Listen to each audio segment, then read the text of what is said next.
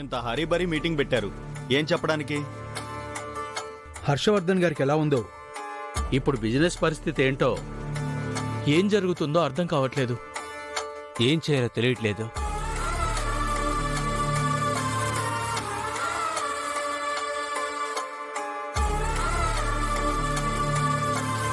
వెళ్ళండి sir. All the best.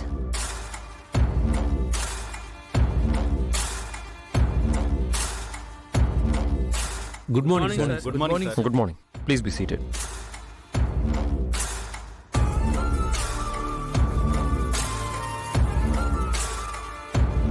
మీరందరూ ఎంత కంగారుగా ఉన్నారో నాకు అర్థమైంది. డోంట్ వరీ,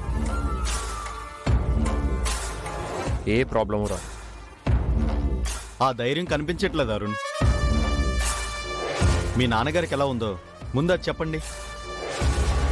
ఇప్పటికే మన షేర్స్ అన్ని పడిపోతున్నాయి.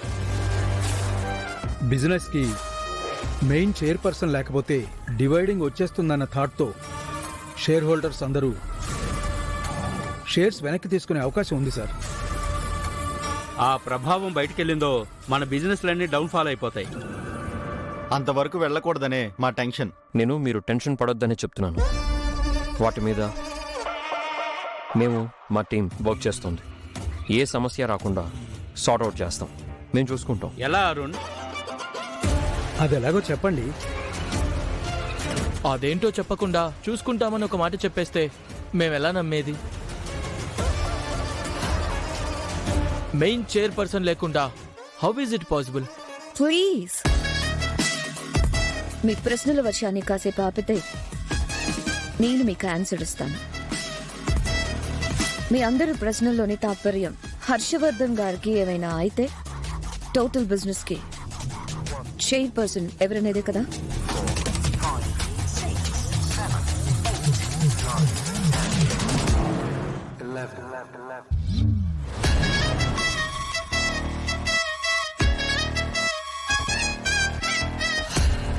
Yes, Arun sir.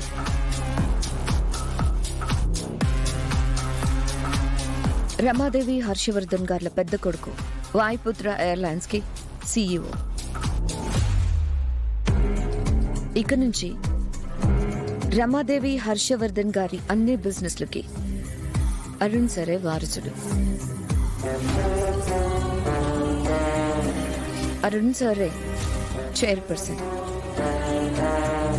మీరంత ఈజీగా ఎలా అనౌన్స్ చేస్తారు?